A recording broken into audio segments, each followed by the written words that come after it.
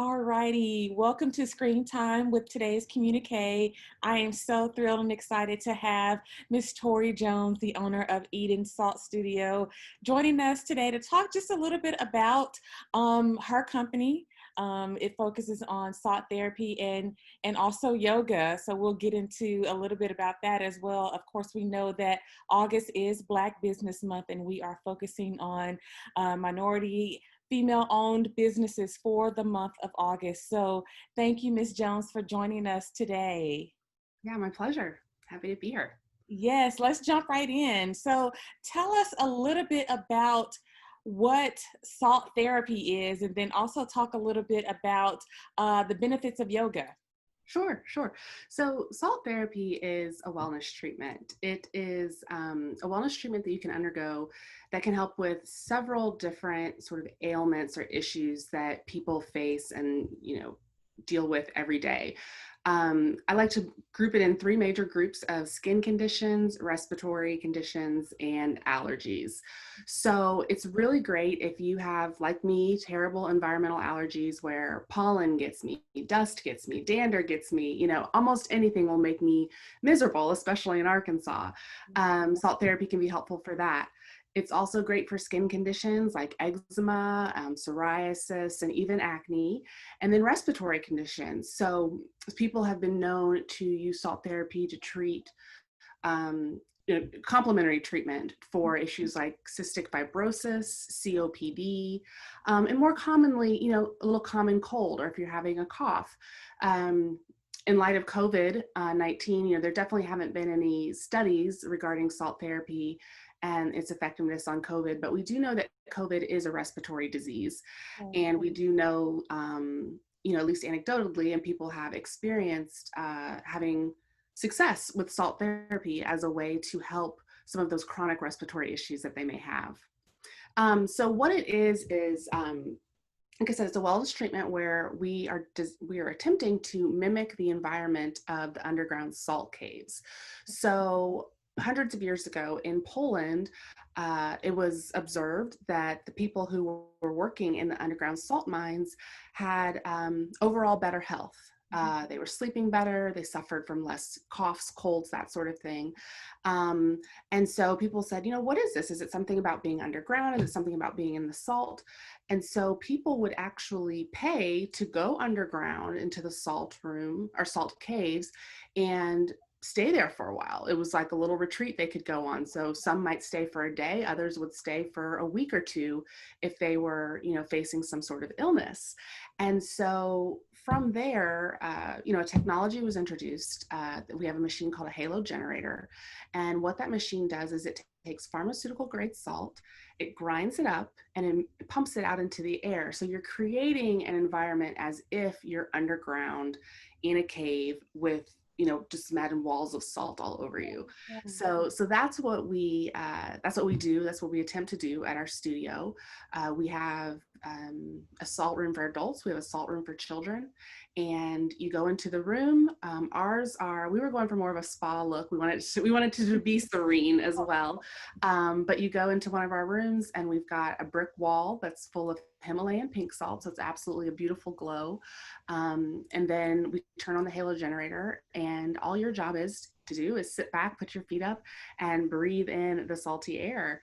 And in as little as one session, most people will feel some sort of difference, whether it's a little tingle on the skin or, a little exfoliation, or like for me, I could breathe better. I went home that night and, honestly, I snore a little. And so I just noticed that I was breathing better. And then my husband, who has asthma, he was like, wow, this feels great. Some people just talk about a feeling of calm. It can be used for stress reduction. They feel lighter after a salt therapy session. So that was a very long answer to what is salt therapy. Because I think that it is a relatively new occurrence, salt therapy in the state. And I don't know if a lot of people still know what salt therapy is and can actually appreciate its benefits. And so how long does a typical session last?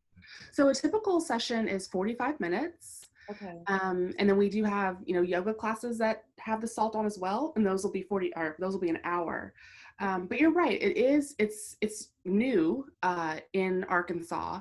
It's very common in states like Florida and New Jersey. Um, so I believe there are 3 other studios, at least there were before COVID in Arkansas. Cool. We're the first one in Little Rock. And it is something that, while it's been used for many years in Europe and then in different states, it is new here. So we get a lot of creative ideas when people come in. They're like, oh, I thought I was going to be eating salt, or I thought I was going to sit in a salt bath, or have salt. We've heard everything. So it's good for people to have a better understanding of what to expect when they come through our doors. Absolutely. And so I know you talked about, you mentioned that you have a yoga class in the salt room. And I know that most people know what yoga is, but talk a little bit about the benefits of yoga. Sure. So we actually have a separate yoga studio that also has that machine. So it's not in the adult room, but we have a full service yoga studio, and sometimes the classes are salty. And so yoga is, I think, one of the best forms of, I guess, wellness that anybody can do for their health. There's so many different types of yoga. Whether if you want to sweat, you can take a power yoga class. If you want something that's a little bit more mindful, you want to focus on relaxation, we've got slow, gentle yoga.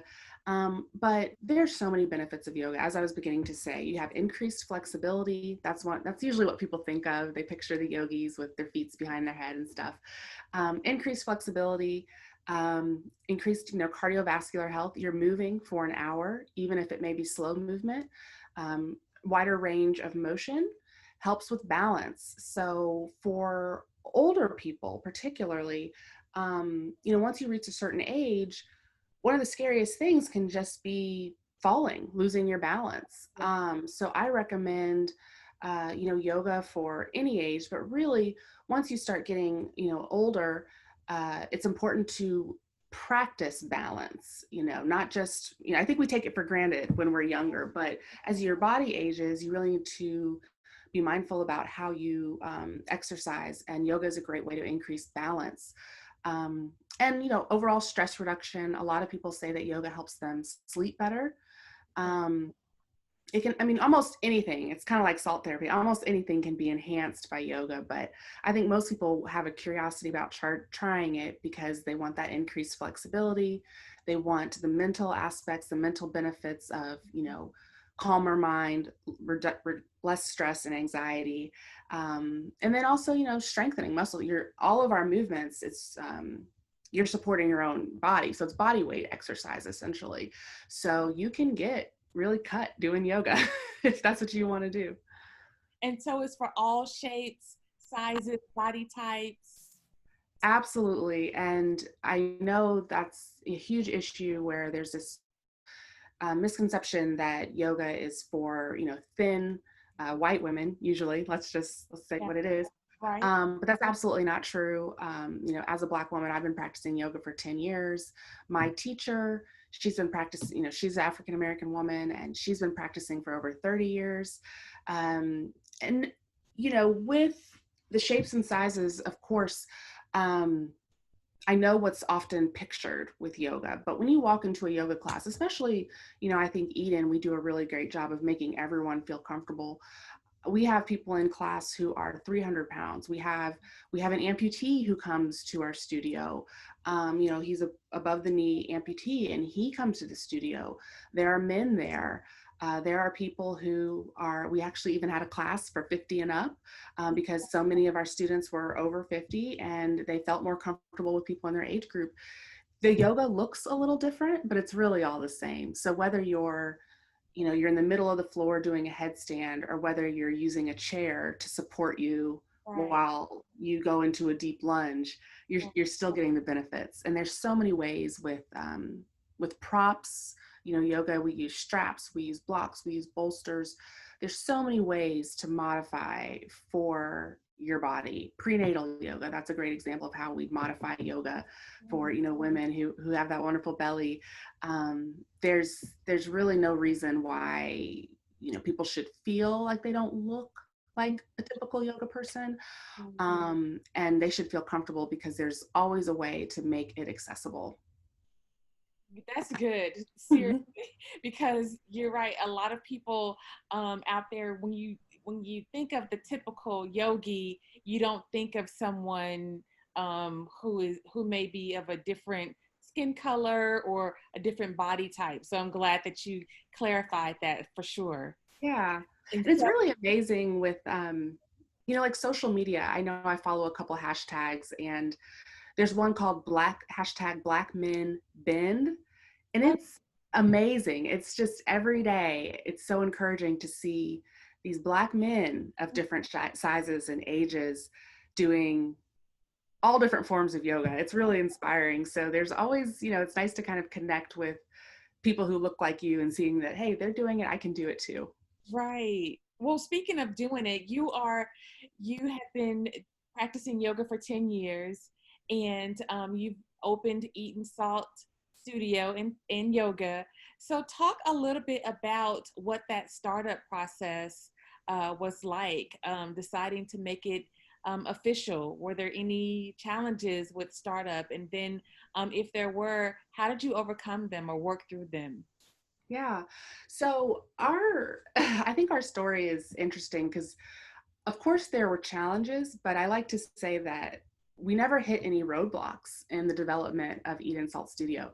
A few speed bumps, Mhm. but it almost seemed as if there was just this clear path. And like I said, a few little speed bumps, but nothing that was saying, no, you can't open this, you shouldn't. It just, whenever a door opened, we were right there. So we got the idea from my mother. We actually went to Tennessee, and she had been to a salt cave there, and we went as a family trip, family outing, and just really enjoyed it. Like I said, my whole family, we were in there asleep. It felt everyone was like, "Oh, this is nice. My skin feels good. I can breathe. But my cough's gone." And my mom was like, "Why don't you open one in Little Rock?" And I was like, "Nah." At the time, I was in between jobs. I'm an attorney. Graduated from law school in 2009, so I've been an attorney for 10 years, between different jobs. I was like, I'm not going to open up a business. I'm definitely not going to open something that no one knows about. And, it's so hard. Um, but we thought about it, and we were in a car ride one day, and we said, hey, let's Google, if there's a organization that, or I don't remember exactly what it was, but we Googled salt therapy, and turns out that there was a group, a salt therapy association, and they were holding a conference in Florida Okay. about 3 weeks later. And Okay. so we were like, let's go. And Yeah. so we go down there, and we meet, all these other people from different states where salt therapy is more of a prominent industry. And we learned who the big players were, the different manufacturers, different contractors you'd work with, just a really great educational experience for us. And after that, we just came back and hit the ground running, looked up a few, how to write a business plan, Yeah. got a few, business plan for dummy books, and did that, and approached a couple of different banks for financing. But really, I think what was the best move that we made, and I have to look up the name because I always forget it, but we connected with the Arkansas Small Business and Technology Development Center, which is on the UALR campus. And there they have it's tremendous resources. We worked with one of their consultants, Nicholas, and he was able to look at our business plan and add market research to show, okay, this is a good neighborhood. Okay. Just help us tighten up the Yeah. business plan in a way that when we went to the banks, we'd have all of our ducks in a row. And so, they've been a great resource with developing the business plan, but then also with networking, connecting us with other business owners, connecting us with other resources. So that's really how it went. We, looked at a couple places for rent. We always had an idea.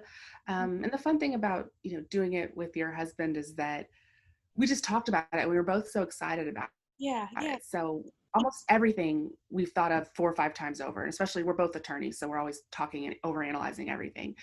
Um, but we just found an architect. Our architect was amazing. We Yeah. designed this beautiful space, and it just kind of just kept going. And we did it all in under a year. Came up with the idea, came up with the vision. We tagged on yoga just Right. because people are unfamiliar with salt therapy. Right. So it was a way that I could combine my passion of teaching, but then also, add a different modality to our service offering so that, we could get people in the door with yoga because most people have heard of yoga. And then when they're there, we can explain salt therapy and hopefully they'll stick around for both. And so that's wonderful. Um, do you think that with the clientele that you serve, um, have you been affected by COVID at all? And in what ways? Yeah, I mean, absolutely. And I'm going to say everything with a smile on my face, but I'm like crying on the inside. Our business has been absolutely devastated Okay. by the coronavirus. There's just no other way around it. We are a service industry that requires you have to see people. You in yoga, you often touch people, guide them through the postures to let them know how they're doing things okay. Um, so we were, of course, mandated to close with other spas and fitness centers. So we had about 2 months of absolute closure. And the thing is, we had only opened in October of 2019. Right. So we were just approaching 6 months and really starting to get some momentum going. And then COVID hit and everything just came to a hard stop. And we've done what we could as far as transitioning to virtual classes. But it is still hard because we're a small business. I have a baby that just turned 1. And so it's kind of like a one-woman show where I'm trying to update the website, teach all the classes, sell products online, keep up with social media. It's just been it's been devastating. And with us being so new, we didn't have much of a cushion, or we don't have much of a cushion. And I think I don't know a business except maybe Amazon that's doing better, in COVID, but all of yoga studios, I think, are in a really dangerous position because our business model relies on people coming into the door and having people in class and adding 6 feet, 12 feet in between people. Like we're operating essentially at 30% capacity, and people are still afraid to come in, which I understand. That's the challenging part about this. I want to grow the business, but I also understand people's concerns. This is a once in a lifetime pandemic. No one really knows the right thing to do, but we've been absolutely rocked and devastated by this. And I think, like most other gyms and fitness studios, it's going to be a tough recovery, because you got to wait till people feel safe again. And we've got to, it'll probably be until we find a vaccine that studios like ours can start operating back at our capacity. We are doing what we can to, kind of rebrand and offer, private lessons and, group rates where it's with your friends or family, so that people feel safe.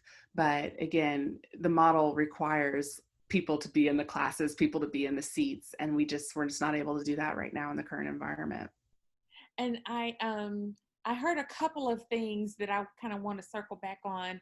COVID truly has, like you said, rocked your business, but it seems like you were able to shift a bit um, towards offering virtual classes. And then once the reopening did happen, you were able to welcome people back, although at a reduced capacity. Mhm. So how has that, the shutdown, then the shifting process, how has that affected you as a business person, as a business owner? What have you learned going through this whole process? Oh, so I think you learn how resilient you can be. For sure. And it's your baby. You've Yeah. got to do what you can you got to fight for your business at the end of the day. You have to do whatever it takes. And, I personally do not like virtual yoga classes. Like, I like being in there with people, Yeah, absolutely. but, I was teaching 3 a day when everyone was in quarantine. So you're forced to come up with different ways, do research. Something that I do is I always research what's going on outside of Arkansas. I find that, typically if I can go look at what some studio's doing in California, I'll be ahead of the curve when it gets to Arkansas. Um, but you have to think creatively. You Yeah. can't get too down on yourself. I often told myself almost every day, this is out of my control. I can only do what I can control. This isn't a personal failure. No one saw this coming. No one would have written this chapter in their business plan. And you just have to do what you can to fight for your business. And if that means you feel silly because you're wearing a face mask while you're doing yoga, well, then you wear a face mask and you do yoga. If that means you have to go to your business 4 or 5 times because everyone wants a private session, then you do it because it's what you have to do. And I also think that, in addition to what I know about what I've learned about myself, just what I've learned about businesses, the customers that you do have, you've just got to treat them so well, Right. because it's so easy. I mean, we're still around today because within that 6 months, we were able to develop some loyal clients who weren't coming. Some of them haven't even come to the studio in 6 months, but they say, when I'm ready to come back, I want you to be here. Yes. And that's because we pride ourselves on giving excellent customer service and developing those close relationships. Whether it's just, hey, how's your dog doing today? Or like, let me see a picture of your kid. Or, you're doing a really great job. I hope to see you in class next week. But just developing those relationships because, clients, they're everything, and they have a lot of options. And right now, you can get yoga for free online. And you just have to be thankful for those clients that have stuck by you during this difficult time. But you said something that I think is so key, that it's all about relationships, and keeping those relationships going through good and bad. It's kind of like dating, kind of like a marriage. Yeah. For better or for worse, we took these vows for better or Right. for worse.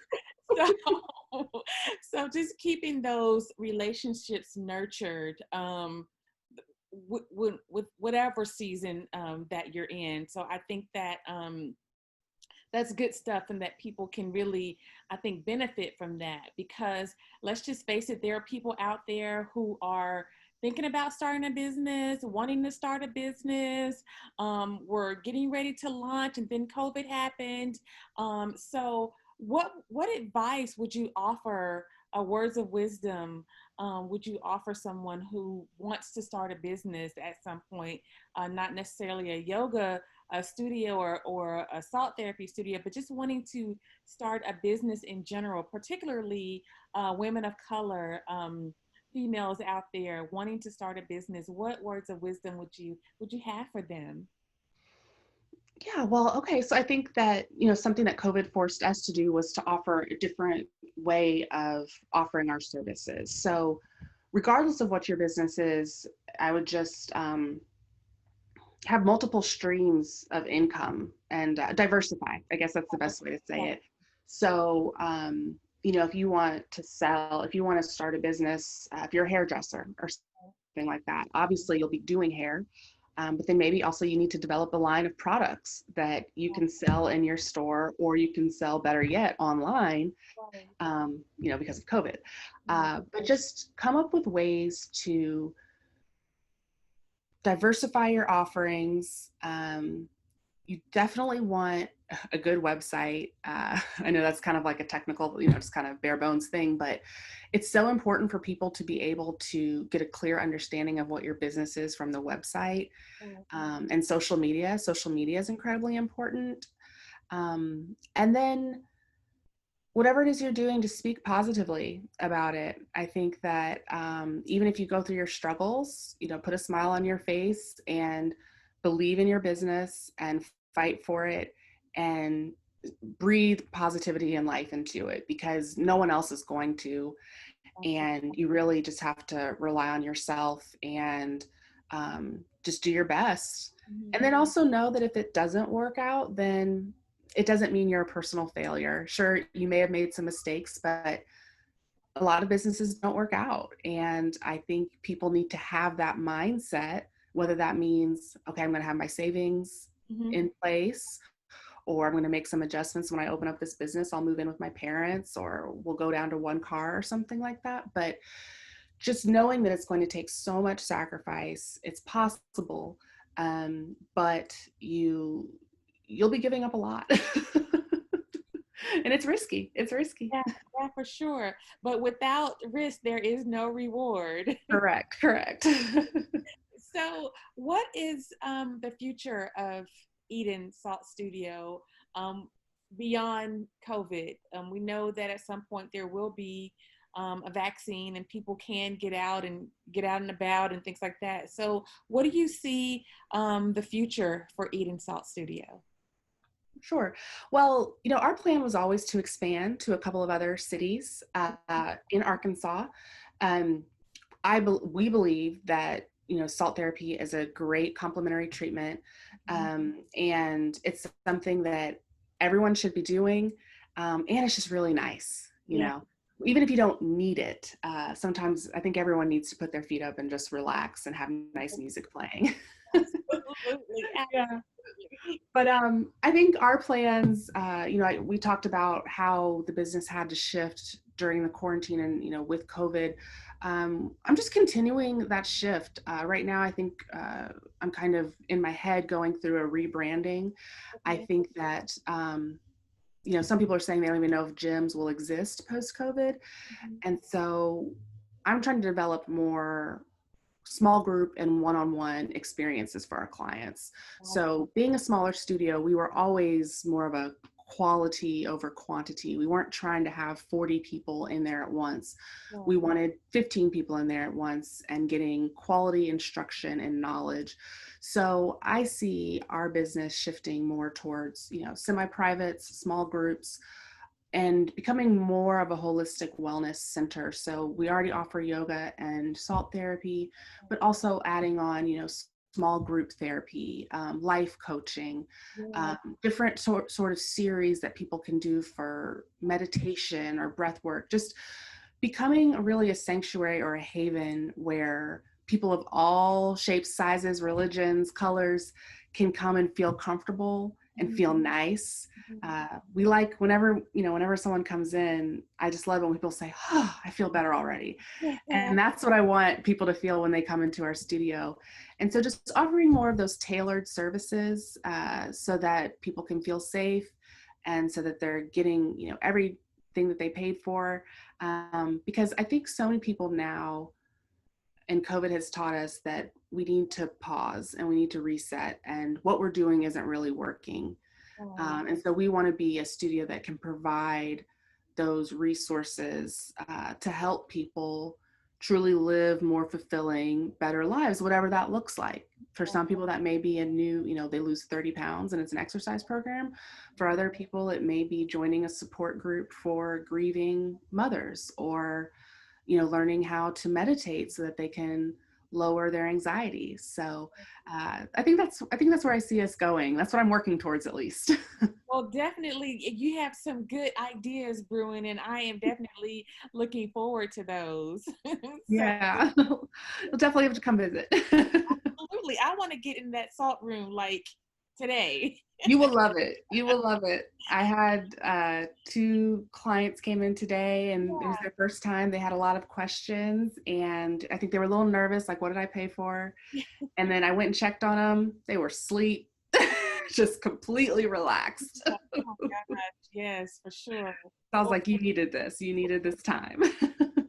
so if someone wanted to reach out to Eden Salt Studio, how does one get in touch? Social media, website? How Yeah. do you get about that?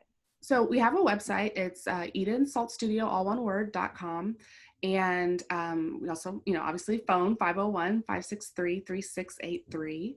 we can email us, or you can email us. It's info@edensaltstudio.com. But I really do think the best way is social media. I do all of our social media. I've always got the phone with me. So if you send us a message on Facebook or you send us a message on Instagram, I'm typically going to get back to you, sadly, within probably like 10 minutes. But that's just a great way. I also think social media is, I think it's the best way to learn about our business. To be honest, the website's a little outdated just because couldn't do it. But I've tried really hard to keep social media updated. We post, pictures, articles about salt therapy. So if you didn't understand something I said, you can read an article about it. We post our schedules when we're open, different promotions that we're doing. So Instagram and Facebook are really great places to learn a lot about Eden and what we do. Okay, great. Well, this has been great. And with that, namaste. Namaste. Shanti.